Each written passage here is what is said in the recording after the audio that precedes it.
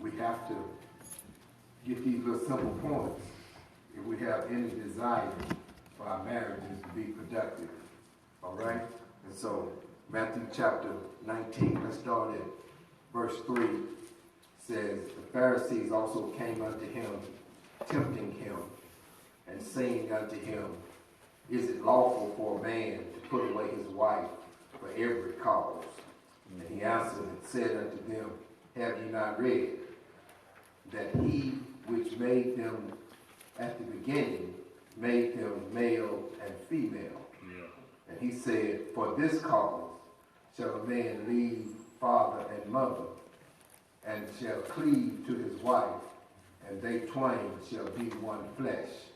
Wherefore, they are no more twain, but one flesh. What therefore God has joined together, let not man put asunder. They say unto him, why did Moses then command to give a writing of divorcement, and to put her away? He said unto them, Moses, because of the hardness of your hearts, suffered you to put away your wives, but from the beginning it was not so. And I say unto you, whosoever shall put away his wife, except it be for fornication, and shall marry another, committed adultery, and whosoever married her, which is put away, do it commit adultery. We'll stop right there. Marriage 101, leaving, weaving, and cleaving. Marriage is always a difficult subject. Yeah. And when you have to deal with difficulties, you have to use the rule of first mention. So when you have a subject with difficulties, you go back to the first time it was mentioned, because whatever God meant in the beginning is what God meant in the end. And so we find in Genesis that was God's original intent, for a man to leave his mother and father and cleave to his wife. And so if our leaving is not right, if we don't leave mother and father, if we don't make our marriage our number one relationship other than our relationship with God, if our spouse is not greater than our children, if our husband is not greater than mom, if our wife is not greater than my father, any relationship, then your marriage is already in trouble. Truth of the matter is, many of us go into marriage with a clause saying, if it don't work out, we can always get a divorce. Yeah. And if you already have a plan B going into a marriage that God says should be forever, chances are you're going to use that clause. You're going to use that clause. And so the second mention is in relation to divorce. So why don't we work out when we get married? Because I don't know very many people who wasn't excited to get married. Yeah. And you were just so overjoyed. But why do marriages not work? The truth is, divorce in the church is higher than the divorce rate in the world. And we're the people of God. So why aren't the people of God able to stay married at a lower rate than what the world is able to stay married? Well, let me just say, it's because of all the variables that we have added to our relationships that messes up our weaving together. Okay. Marriage 101. You got to learn how to leave right, so that when you get with somebody else, you can weave right. All right. So you can weave right, so you can come together. But we have so many variables. Okay, let's get married. Okay, but you know I got 3 babies, about 4 baby mamas. Okay, that's a variable. It doesn't matter how much you love that person. If he already got 4 kids by 8 women, then you got to be willing to deal with all 4 of those children and all 8 of them women, because that's your baby mama. Right. And you can't get halfway through the race and say, okay, I'm tired. I ain't going to put up with her. You need to put her in her place. Well, you knew that he had them baby mamas before you said I do. Right. Okay, she got 4 kids, 8 baby daddies. Well, you can't say I can't put up with the baby daddy, because you knew that she had a baby daddy when you got with her. Because this marriage relationship got to supersede every other relationship other than your relationship with God. And just for the record, there are 5 relationships we need in our lives to be balanced. We need a relationship with God. We need a relationship with our spouse. We need a relationship with our children. We need a relationship with our families. And then we need relationships with our friends. And so if you go into a relationship and they're overpossessive, well, I don't want you hanging out with them. Well, I don't want you doing this. That's unbalanced. That's not normal. That's not healthy. And so he says, for this cause a man shall leave his mother and father and cleave to his wife. And so when you know in advance what you have, then you got to learn to make it work. You got to learn to make it work. In the beginning, God gave Adam a wife. Because the man in the beginning had a job. He had God. He had responsibility. And God just looked at him and said, it's not good for him to be alone. So he was weary. He was working. He had responsibility. He had a relationship with God. But it wasn't good for him to be by himself. And so again, I say, we all have the spirit of marriage. We just don't want it the way God say do it. And then when we do get married, we want to lean on what we've always leaned on as far as mother and father and our uncle, instead of leaning on our mate, who we've done hooked up with, who we've made a covenant with. A covenant is an everlasting something. It's an agreement. It's a contract. And we go in the contract with already an act clause, so we're in trouble. And so in Matthew, they say, okay, Jesus, what about divorce? Why divorce is going on? Because they were trying to get it. And you got to understand, there's always somebody trying to mess up what you got going. It could be your mama, it could be your daddy, it could be your sister, it could be your brother, it could be somebody you don't even know. There's always somebody trying to mess you up. And the act of marriage, again, is when you come together and be intimate. 1 Corinthians chapter 7 says, here's how Satan get in your marriage. Because when you have hard times, bad times, sad times, or rough times, you close up the storehouse. And what that does, it puts a crack in your marriage and for something to slip in and mess up your whole marriage. And then you be mad talking about, I don't know what happened. I don't know how I don't know why he cheated on me. Well, you cheated in the marriage while he cheated outside the marriage. Because there's a responsibility for all parties involved. Man, I just worked 23 hours. I need 1 hour sleep before I go back to work. And the wife said, no, you need to take care of me. Well, then you got to use that 1 hour. 1 Corinthians chapter 7. Because if they don't consent, then you have a duty. And if you neglect your duty, either in the marriage or you step outside the marriage, you let Satan come in the marriage, and when it don't work, then you can't blame anybody but yourself. One thing you cannot do in a marriage is release responsibility to somebody else for your marriage. You can't do that. That's what Adam tried to do, the blame game. When all things went wrong, he said, God, this woman, first blame. You gave me. He blamed God and he blamed the woman. When God left him in charge of the garden, of the marriage, of everything. He gave him instructions. And because we won't go by God's instructions, we wind up in Matthew chapter 19 talking about, well, we need a divorce. When we first started out, we was half agreeing. Let's get married today. Might as well take me in your arms and hold me.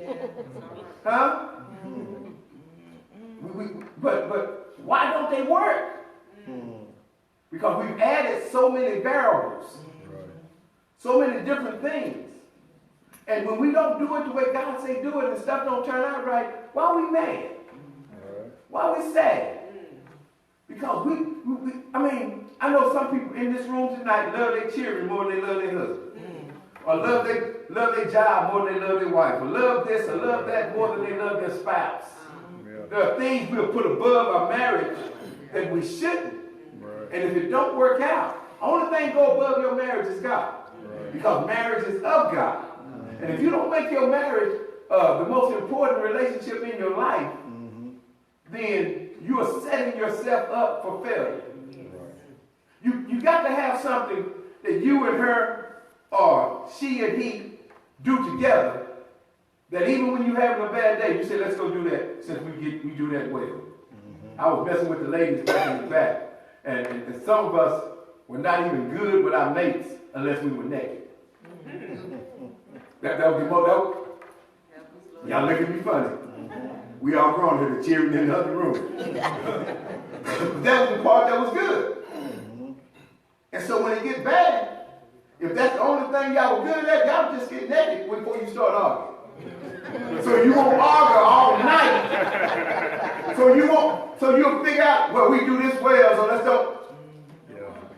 There has to be a common bond, there has to be a common something, and I'm not saying sex is the whole marriage, but you got to find something that you do well together, so when you don't have a good day, you can still do well together.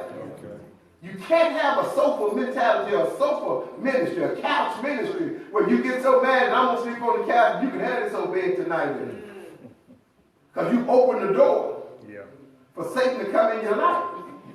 You got to learn how to weed. Okay, here's the question we don't ask when we get with somebody. What do I not like about this person? We see what we like. Right. But what's the one thing, what's the two things? Did I just say? No, I don't mean that. We just ignore. Yeah. What? Oh, that was just one thing. He physical. Yeah. The next day he got roses. And you let the roses override that he physical with you. Huh? She physical with you. But you let the memory keep you from recognizing that's a red flag. That I might have to fight in this marriage. And so we got to get back to the point where we make our marriages really marriages. Right. Where we didn't get it right to start out with, but we got to get better with leaving stuff that gets in the way of our marriage. Right. Okay, don't nobody raise their hand. None of the men. I'm talking to the men tonight. Don't raise your hand. But how many of y'all get mad when your wife works too much and they got no time for you? Don't raise your hand. Just look at amen. Don't raise your hand. Don't nod too much. They're looking at you. Because you can get godly jealous. Yep. Because listen, most men, when they get married, most men, they have a possession and they don't have to hunt anymore. And you like, he ain't using me. But the truth, most times, when you first get together, he ain't even got to ask. Right. But once you get the ring, ladies, and that's what they told me, I'm being funny. You know what mess up the marriage is, Reverend Taylor? Say, what's that? They say, that wedding cake.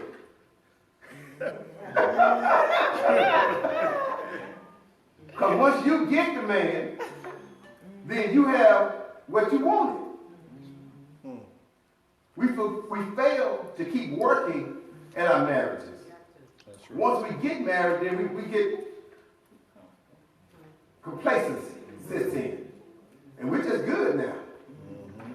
Listen to me. When they first get my wife. They just proud, my wife. I ain't got to hunt no more, my wife. I ain't got to be the predator, my wife. You forget her name. All you know is my wife. That's my wife. Boy, girl, whoa, Jesus. I don't want you to go. Just walk so I can just look at you. My wife. Because we don't want to hunt no more. We got what we want. But what happens? What happens when you're next to the Pacific Ocean and you die of thirst? But ain't no water available. What happened, ladies, when you got the best man in the world, but you too tired to help you. Because 1 Corinthians chapter 7 says, for your inconsistency or incontinuance, that Satan will come into your marriages and mess them up. Marriage is never 50-50. Because nobody in here wants half or nothing. That's right. Let your boss tell you when it's time to pay that they're going to give you half your check. You hungry as a grown man, they're going to give you half a sandwich. I mean, what can you do with half a cup? You know? So don't nobody want half. So marriage is 100%, 100%. And when either or stop giving 100% all they have, then the marriage is deteriorating. And listen, y'all, we all have faults. We all have stuff that's not right with us. What keeps us together? It's the love. What's the opposite of love, y'all? It ain't hate. No, it ain't. It's selfishness. You don't know the difference between love and hate because it's so close. Yeah. That's the truth. Because you can't hate nobody that you don't love. Come on, now. Folks who don't mean nothing to you, you just blow them off like, it is what it is. But folks you love, I hate you. And in reality, all you saying, I love you. But when you get selfish, then you're operating outside of God. Why? Because God so loved the world that he what? Gave. He didn't hate. Right. He hates sin. But when he started loving, he's unselfish. How many of y'all get mad at your children and still give to them? Because you love them, the bad boys. And don't kid yourself, they bad. Because you was bad. Your mama loved you. And your mama was bad. And her mama loved her. And his mama loved him. And so we're going to do this marriage thing and stop tripping. I ain't married, I'm going to stop doing what you're doing. Because that's the act of marriage. Right. I can't get that over.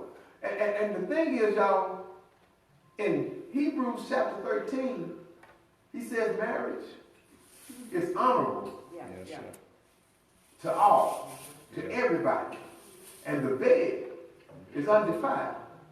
And so whenever we stop doing in the bed what we're supposed to do, or we step outside of the marriage bed, then we defile our marriage. Why is that important, Reverend Tatum? Because he keeps talking in Hebrews chapter 13, and he started talking about the altar of God.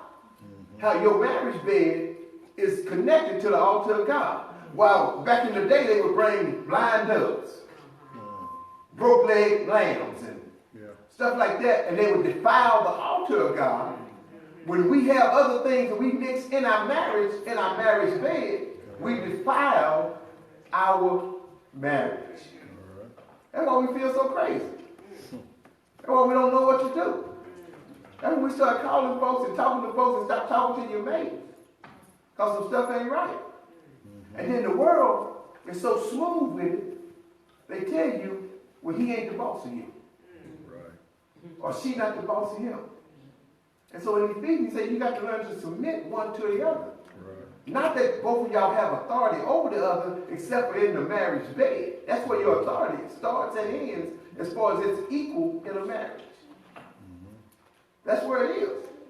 But God put us in position. God has a echelon. He has an order. And when the world tells us that we can break the order of God and do what we want to do, then we mess up our own relationships, and then we want to know what happened. And then when it don't happen, we're not men and women of God enough to say it was my fault. When we say, we tell you everything they did. But what you do? I was good. I worked, I paid the bills, I did this, I did that. But why'd you cheat on her? Because she didn't do what she's supposed to do for me. No, it's still your choice.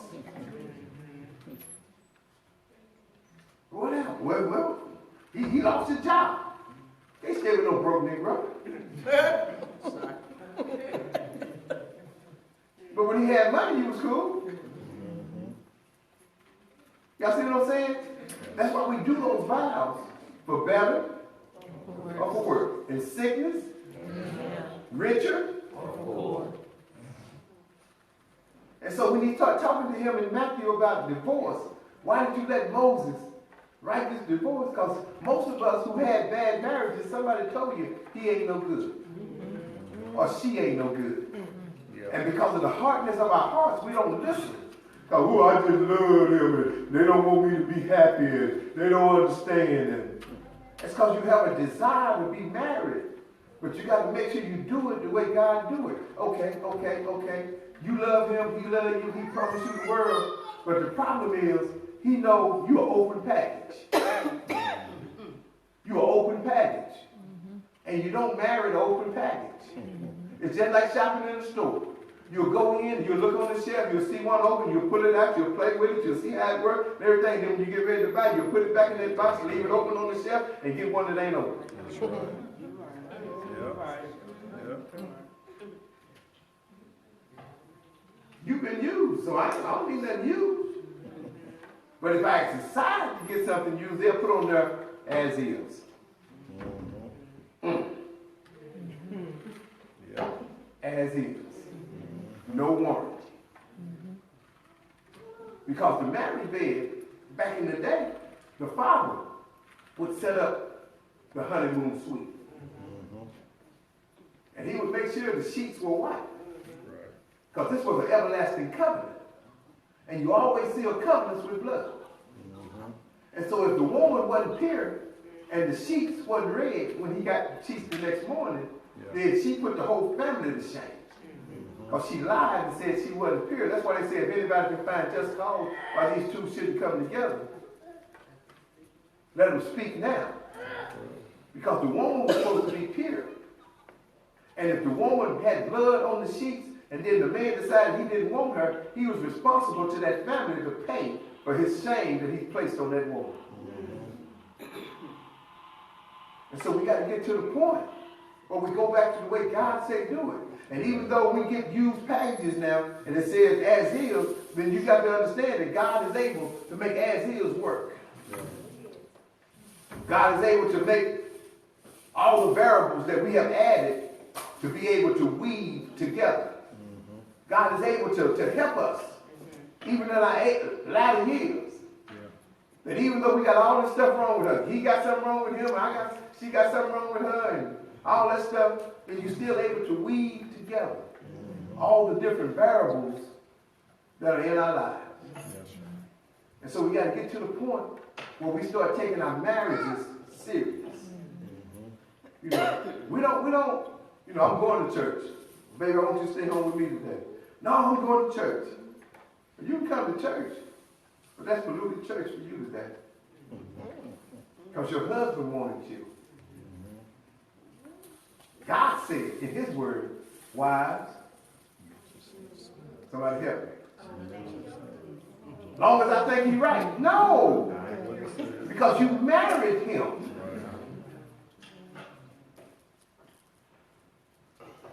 You married him.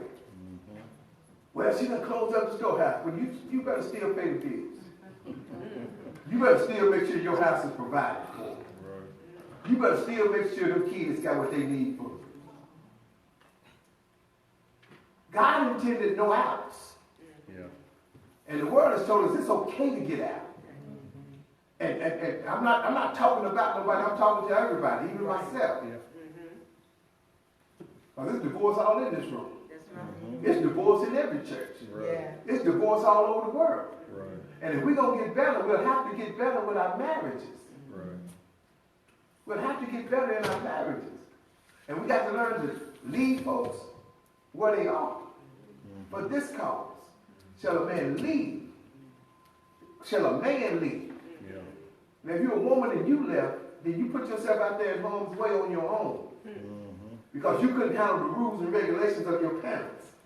Because if you couldn't handle the rules and regulations of your parents, there's no way you're going to be able to follow a man. Because eventually he's going to have a rule or a regulation, and you ain't going to like it. All right. Preacher, you're doing a great job. Yeah. And so you can't pick and choose which part of the relationship you want and which part you don't want. You get it as a whole. And when we learn to accept everything, I promise you, I often had to apologize and tell her thank you for putting up with me. I know y'all are wonderful. Y'all do everything right. But this one messed up on the regular basis. This one got twisted on the regular basis. So I had to look back and look at myself and say, listen, thank you for putting up with me. Yeah, you crazy as hell, I know. Thank you for putting up with me. You know, thank you. Well, I had my bad points, I had my good points too. You know? And that's another thing we have to learn to do, is point out when they do good. Even though we're grown people, everybody wants a little approval. Everybody want a little approval. Thank you. Ooh, boy, that pork chop, the last thing she said to me, and joking, that's why I can't lose no weight. Look at them pork chops with that cream mushroom gravy on them. Mashed potatoes. Them green cup. You know, that makes you want to cook again. Y'all understand what I'm saying? So everybody wants a little approval. And when you get mad, sometimes you'll forget the good things they do, and you'll just focus on the negative so much, the stuff that don't even matter, you make it a big deal. Well, you know this trash been in this kitchen for 3 hours. Why you ain't taking it out? You know, it's trash. And why you didn't get the milk, leave that little bit of the Kool-Aid in the you just fussing. And you don't even pay attention. They just put in 10 hours for you. You don't pay attention. The sacrifices they made for you. And that's why I say the opposite of love is selfishness. Yes, ma'am. So if the food isn't good, you're saying just eat it with a You eat a little bit and say, baby, you know, it's good, but, you know, my blood pressure won't let me So you lie. I didn't lie. Because Ann used to try to fry me fish. And she thought just because it said onions, salt, garlic, salt, she was thinking it was more garlic than it was salt. And that little fish would be so salty and I just eat it. And amazing I ain't got blood pressure right now. But I was just kindly, no. But she liked her food over seasoned. I can't eat mine like that. You know. So you got to learn to be nice about it. You can't, what you can't do. My mama don't cook like this. How many women appreciate that when they start comparing you with their mama? But you want to tell them, you better go back home with your mama.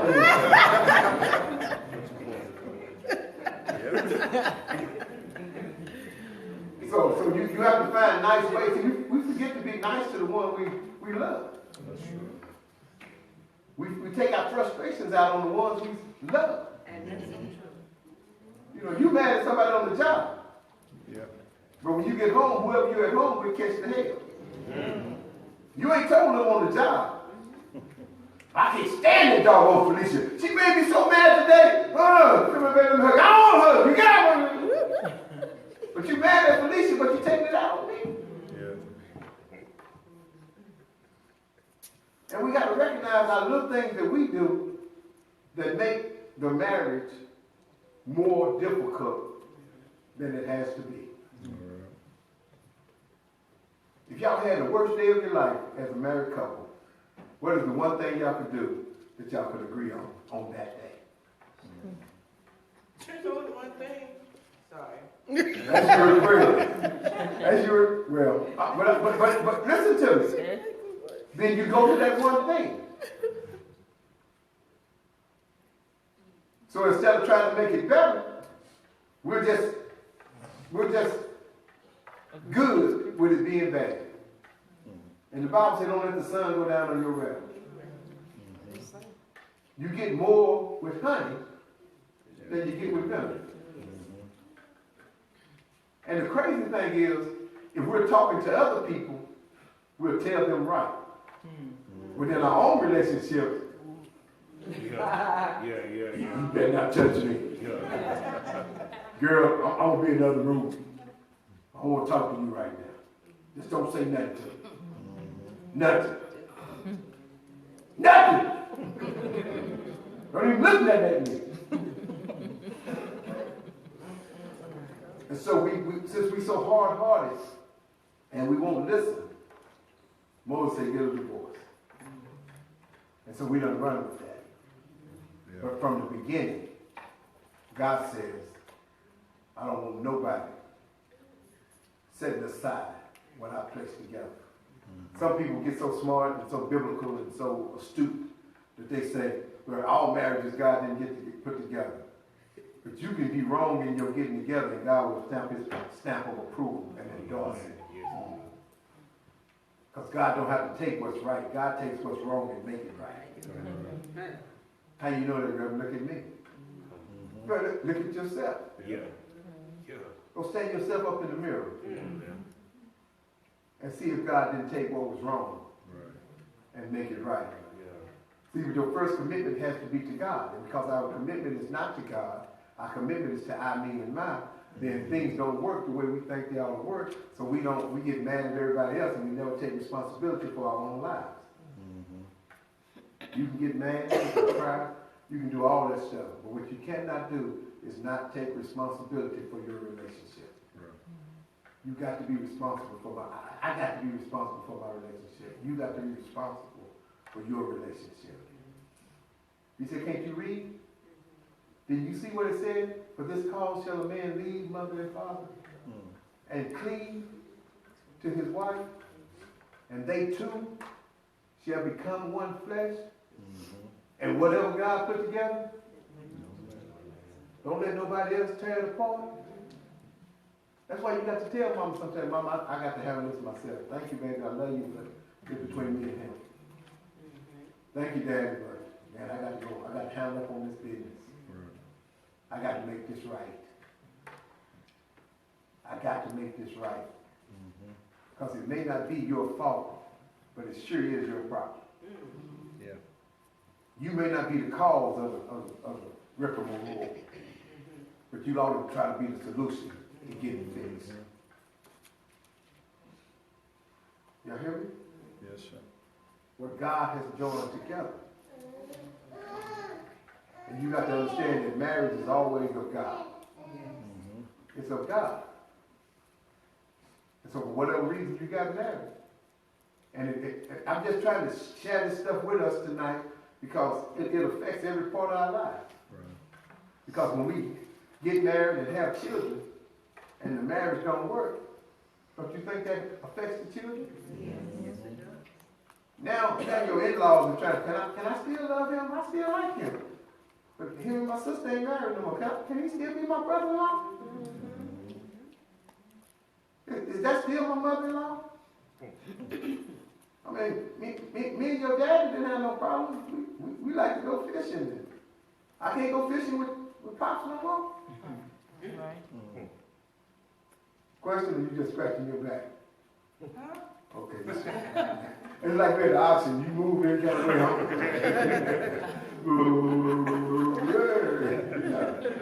So it affects every part of our lives. And we're fairly miserable. They like to throw stats at us. So many of our children are going to be in one-parent homes and all that. Why is that? Because we don't get it right. And so you have to understand, we create bigger monsters than what we are. Yeah. If we were wild, our children are going to be extra wild. Because they learn from us. Yeah. The student is always better than the teacher.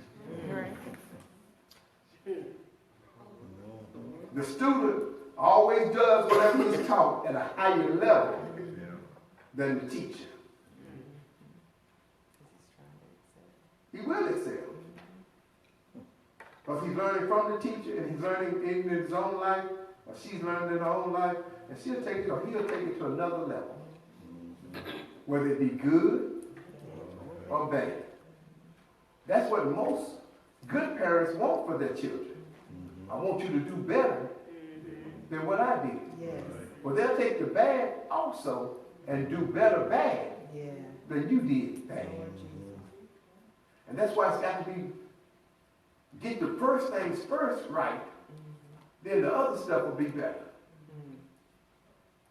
If you're in a relationship and you fight in front of your children, Then the children don't think it's okay to fight you, or fight their dad, or fight their mama. Right. Some of y'all who can handle it, y'all need to go see Fences. Oh, Lord Jesus, yes. That's a good movie. Excellent movie. But you can't, children can't be disrespectful to their parents. I don't care how wrong their parents are. But now we're teaching them, yes, you can. Yeah, right, we have to teach you. Yes, you can. You can be as disrespectful as you want to. And they tell you it's okay, dial 911. Let me do you one better. Get out of my house. Now, While you know everything. all right. That's biblical too, for some of y'all who think that's mean. But when Adam and Eve got wrong, You put it out. in my modern voice, God said, get to stepping. And it's gonna be hard. And then we wanna re-raise the grandchildren because we misraised the children. Oh, I ain't talking about nobody. I'm just talking about what I'm talking about. But I want to take care of the grandbaby, but that ain't your baby. That's your grandbaby. That's right. You love them from afar because the grandbaby would rather live in the car with her mama than to stay in a warm house with you. And that melts your heart. That make you so sad and so sorry. What child don't want to be with their parents? Right. For a little while anyway. Yeah. But the older they get, they won't know where my mama, right. So, where my dad. Right. yeah. What happened? That's why so much animosity in our children. Yeah. Because you done told them daddy is in college. He been in college 20 years, Mom? 20 years. We won't tell them the truth. Yeah. We'll talk about them, but we won't tell the kids the truth. Yeah. Your daddy left. He didn't leave. You put him out because he lost his job. True. And you were still working. Y'all, what helped me and Ann make it is that when we were at our worst, she was at her very best. Now she caused me trouble, just like every other woman caused their husband trouble when things were good. But when times were tough, get him. Get him, boy. I got your back. Get him. You make Harmony's money work. Make my little money work with us so we don't go under. You the smartest man in the world. You the smartest man I know. Y'all ain't helping me. Just trying to encourage me, make it happen. Right. And that's some of the stuff we don't do. Right. We learn to kick our mates when they're down. Yes. Sorry, can't get no job. We got to eat potatoes again tonight. It affects the next generation. Yes, sir. And so we got to get to the point where we learn how to weave halftime adjustments. What kind of adjustments you going to make as to what's going to happen today? Is it going to be all about I, me, and mine? Or am I going to find a way to make this work for the family, for my marriage, for my children? How can we make this work? Because this covenant is not just affect I, me, and mine. It affects everybody involved. There is collateral damage. Yeah. There's collateral damage. My first divorce. What was the collateral damage, bro? I didn't get to be in the house with my daughter, and she was 11 years old. Y'all hear me? Yeah. Collateral damage. That's collateral damage. Now you got another dude watching your children. Collateral damage. Now you got a woman raising your kids and got them calling them mom. Collateral damage. Yeah. And so we got to be more conscious in the decisions we make. Right. And then be more sensitive to more than just our feelings. Got to be more sensitive. Got to be more sensitive. Got to be more sensitive. For this cause. For this cause. For the cause of marriage. We need to leave a lot of stuff that we're doing And then we got to learn how to make it work. Big Papa in the day would have a girlfriend down the street and get babies with them. And Big Mama would just put an extra neck bone in the pot. Some kids couldn't go hungry. Yeah. And you would say she's a fool, but she would learn how to adjust. I ain't gonna be no fool like Big Mama. But Big Mama was married 75 years. And she died at 80. Y'all ain't helping me. But she made it work. Yeah. We're not willing to make it work. And don't fool yourself. Marriage is hard work. Yes, it is. It's all right. And the harder you work, the better your marriage will be. Yeah. The harder you work. Don't get the evil eye toward the one you done said I do. Unto.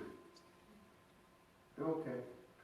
Because you'll have to figure out, okay, I'm male, but she female. Now wait a minute. I don't know what a woman feels like. I don't know what a woman goes through. I don't know. Man, she older than me. I ain't never been that age in my life. How do you feel when you get that age? She work every day. I get to come to the church and try to get a Bible study together. How's she feeling on her job? What does she have to put up with? And we don't take into consideration the other people's plight. Yeah. I can remember when I had some friends that worked at the swimming pool. And true story. A couple of women came up there and just buried everything to them. Everything. They had the swimming pool. They buried everything. They go home and say, baby, I need you right now. Instead of taking care of him right now, she said, why you need me right now? Why you need me right now? Instead of saying, let me take care of his right now, and then we'll talk later. Because we get caught in the I, me, and my. You know? And then, it's like, I know some people who can't even look out the car window if a woman walking down the street. That's disrespectful, Reverend Taylor. No, it's not. Yeah. Tell me one person who don't look at people. Yeah. And if they are exposed, tell me one person who don't look at people. Tell me one woman who don't appreciate a good-looking man walking down the street. You married, you love your husband, but show me you. I said, no, he ain't nothing. I went to see that fence. With him. Huh? I better not break his neck when I'm with him. You know what I mean? Just because you don't learn how not to break your neck, but look at him on the slide. You better not turn nothing. Robert, you better not turn your neck nothing. As long as he got eyes, He gonna see. he gonna see what's going on around him. Turn his eyes sideways. No, we have to turn the head. Now, if he does that to the police, if he double take, then you check it. Right. See, well, maybe we have to teach that class too. So if you see them coming, you got to position yourself and start looking where they're going to be.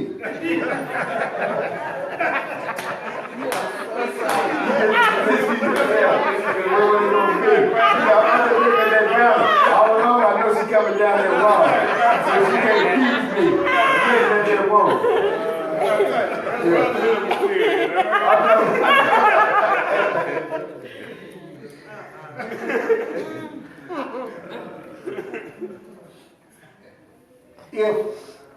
If they looked at you and you look good, what makes you think they ain't gonna look at other good looking people? Right. Now, if you fuss so much that they leave you, and then you see them with that other person, and they prosper, what you gonna say then? He wasn't all that when he was with me. Yes, he was. Because you got to be careful how you treat him or her. Because one man's trash, you're another man's treasure. That's right. While you singing Scat Cat, My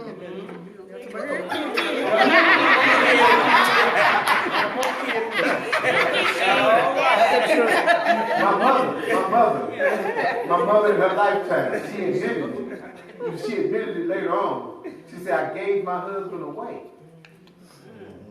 And the reason she gave her husband away, she didn't like the way he disciplined children. He wasn't killing them. And the very children that he was disciplining, I'm saying this so y'all don't know who the child was. The very children that he was disciplining is the children that gave her the most trouble. I gave my husband away. And so it's important that we learn how to make this marriage thing work. And if God endorses your marriage, then don't let nobody come between it. That's right. Reverend, you gonna get married again right now? I don't think so. But if the right one, look at me how you want to. I've been asking the question, y'all. How long am I supposed to wear my ring? Till you get tired. What'd you say, Sean? Till I get tired? Y'all saying that now because it's open forum. That's your decision. That's your decision. I didn't buy it. It was given to me. Well, it's yours. It's yours. Supposed to move to the right. What'd you say, D? Won't be a part of that interview.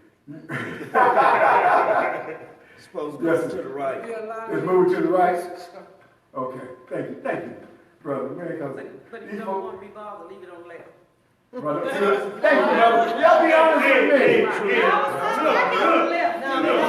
Exactly. Some women don't care. Some women don't We care. had this conversation in brotherhood.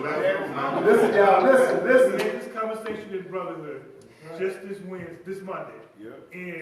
And so they saying if you have a ring on, that don't mean anything. They want a man with a ring. They got a job, benefit. And so we was talking about it, so Frank said, so that's why I need to get a woman to put a ring on?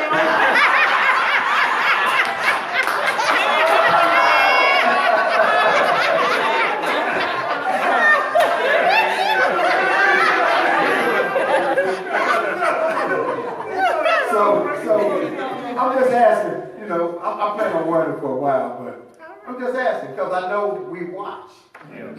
And you won't come to me and say, Pastor Tatum, I think that's disrespectful that you get married to your wife and you had already took your ring off. And we had that happen to a deacon here in the church, and he had to set the women straight. Right. We had that same thing happen. It's too early. It's too early. How do you know it's too early? You know they had to have that conversation before she went on to glory land. What to do? How they gonna do that? But he had to set it straight. It ain't their business. Right, he had to set it straight. Yeah, but we in the church. And what they did is they're making it. Come on now. What you say was right. We in the church, and there's a whole lot of stuff ain't our business. That we make our business. Right. Amen? Huh? What'd you say, Sister West? Sister Edmund? I said, if the word of God said to death do you part. We did have a divorce. Right. That was to death. To death. Yeah, so we had a divorce. So what I'm saying is that it's up to you. We can't say when you want to get something that we can all have our opinion, but it's up to you. Okay, so when they come in my office with that side-ish, Well, you can handle it with the west side is.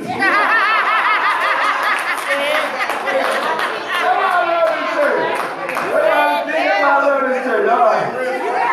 But listen, y'all. If we leave right in the beginning, we won't have to leave a second time.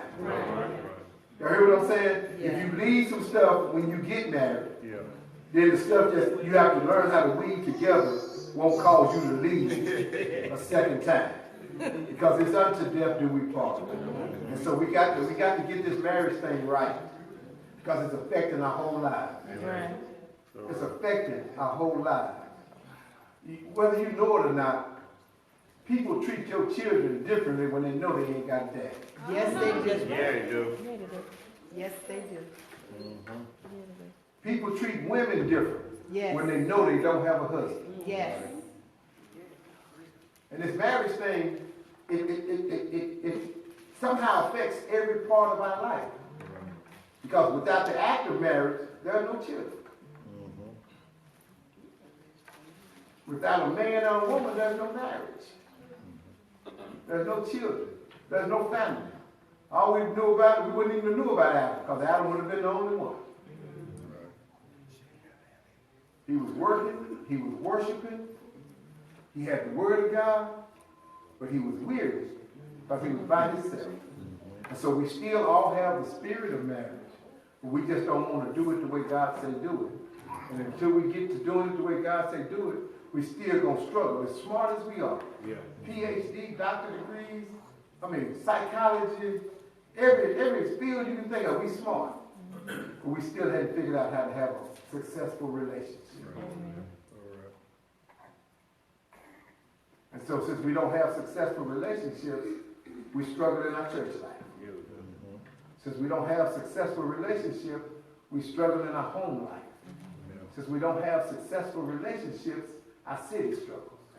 Since we don't have successful relationships, our state struggles. Our world struggles. Why are we so proud of the Obamas? Because you don't see a kink in their family. You don't see a crack in their family. I know they got issues. But you don't see them. You ain't never heard Michelle badmouth Barack. Y'all hear me? So be careful how you talk about the one you together with. Because you literally talk about yourself. If you can't trust your mate, that's because you can't trust yourself. Y'all ain't helping me. Because what I'm learning, we both have the same thoughts. Because women came from men. And then all the other people came from women. But the first birth was Adam's. And so it's really no difference. The question was asked, I'm going to finish with this tonight. The question was asked, when you going to get on the men? Well, if that's the mentality, then you're missing my purpose. Because it's never meant to bash. It's never meant to go at one and go at the other. It's always meant for be completion and not competition. Okay? It's always meant to be completion, not competition. My song that's been in my head all week, I'm going to give y'all the lyrics to that in the week through. I'm already over. Just tell you you got 3 extra minutes tonight. You happy with that? Okay. It says, my song it's by Brownstone. They wrote it they sung it in 1994. If You Love Me. Listen to the lyrics, y'all. If you love me. It says, I don't want to rain on this parade. But I'm starting to question the love that was made. I'm not looking for just an affair. I want a love that's based on truth, not just that. You will not hurt my pride if right now you decide that you are not ready to settle down. But if you want my heart, then it's time that you start to act like you're mine in the light and the dark. The band says, if you love me, say it. If you trust me, do it. If you want me, show it. If you need me, prove it. The next change in the song says this. You see, actions speak louder than words. That's right. So don't just say something I've already heard. Don't want your body without your soul. I don't want a love who will come here and go. If you love me. Say it. If you want me. If you trust me. I believe in faith. If you trust me, do it. If you want me, show it. If you need me, prove it. And that goes both ways. You can't be in a relationship and you want that to happen to you when you're not willing to give it to the person you're asking for. The truth of the matter is, we reap what we sow. Yeah. We reap it later and we reap it greater. If you love me, Yeah. if you trust me, Yeah. if you want me, then let's just do it. Stop worrying about everybody else's opinion. Stop comparing your relationship to somebody else's relationship. Right. Because comparison only sets you up for failure. Yeah, it does. Because while you think they got the perfect marriage, you don't even know. Yeah. You don't even know. Any questions, any comments? I'll take a few questions for 5 minutes. Any questions, any comments? Y'all good? Huh? Yeah. I ain't that good, huh?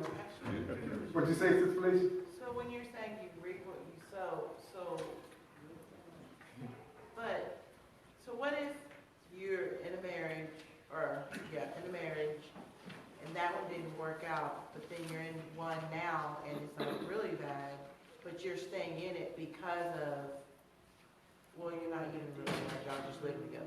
You're just staying in it because you feel like this is what you deserve because of how you treated your first partner. That's not really reaping what you sow. Sure it is. Yeah, it is. Because you're saying I was a good person to my first marriage. Oh no, he was a bad person. in his- No, but you're saying, looking at yourself saying, I was good. I was good. I was good. But can I tell you what the Bible says? There's none good but the Father.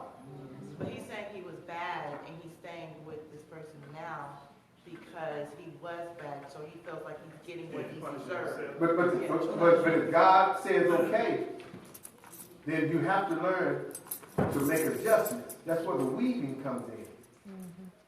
See, you can't go wrong doing what God commanded. You can't go wrong doing what God commanded. Now, your reason ought to be God. You hear me? Your reason ought to be God.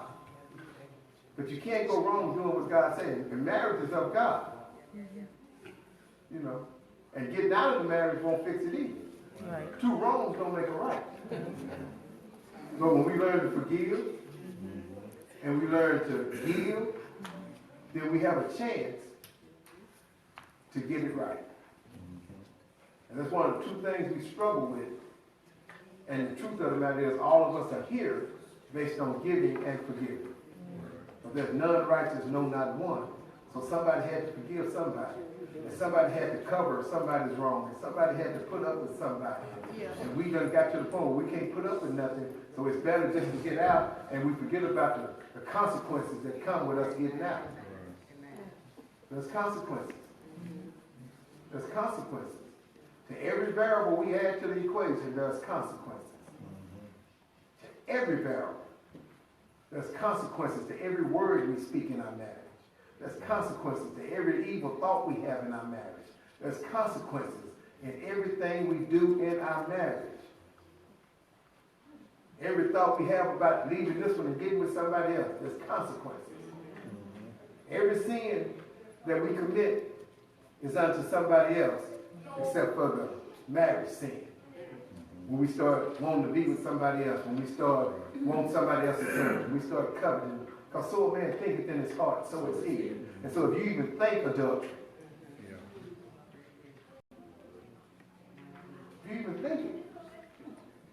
That's why I told her the story about the swimming pool fella, because he ran home with it. And she want to know, why you all upset? I'm coming home with it. Now, if he take time and explain what happened, she's going to be telling him why he shouldn't have been excited about it. And then he ain't going to get to release none of that frustration. Oh! You hear me? And then it's going to cause another problem. Because he still got to go to work to the pool tomorrow. Let's say the girl ain't going to show up again tomorrow. And this time he don't run home.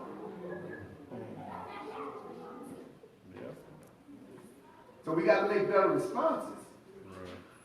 We have to make better responses. We have to. Because our whole life depends on it. It depends on it. It depends on it. And if you're not going to be married, If you keep reading, it say some men are eunuchs or celibate because they were born that way. Some people are celibate because somebody made them that way. And then some people choose to be celibate and just be by themselves. Y'all hear what I'm saying? The thing is, when the last one say celibate for the glory or for the kingdom of God. Because it's easier to do God's work without a spouse than it is with one. The loneliness in my life right now is crazy. But the freedom is priceless. That don't mean I didn't love my wife. It just means when I get up in the morning, I ain't got to jump up at 6:30, 7 o'clock, put my clothes on, and take her to work. If I feel like laying in the bed tonight, on any given day except for Sunday, I can just lay there. If I feel like getting up and just running out the house at 12 o'clock midnight, I can do it. And ain't nobody going to question where you going. You might say I'm crazy. But, so you have to understand, when you don't have a mate, and you choose not to have a mate, then you can be better for God. And even when I look at my life, most of the trouble I got in was because of my desire to be married. And because of my desire to be married, I made some horrible decisions. Not thinking about being married, but I had the desire not to be by myself. So I was with some people that I shouldn't have been with. And I made some decisions I shouldn't have made. So now, it's like, okay, it's bittersweet. I've been trying to teach marriage for the 3 years we've been here. And I laughed at God. I said, you going to wait after she died before we do this? So you got to take your marriages serious. You got to stop looking at their faults and keep covering them with love. Got to pray for my mate. You closer than I am. Yeah. Won't you put your hands on me? Yeah.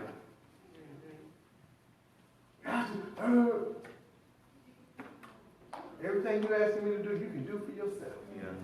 I don't mind doing it with you, but you ought to be able to do it for yourself. Don't you know God? Yeah. Don't God hear you when you pray? You don't want to be with me tonight. So while you with him, in the name of Jesus. You laughing? No, I'm saying I'm going to try that.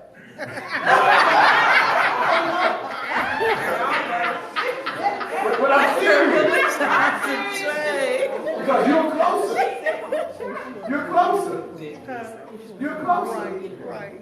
And the closer people, y'all are way over. The thing is, as long as you keep coming together, they take your spirit and you take theirs. Yes.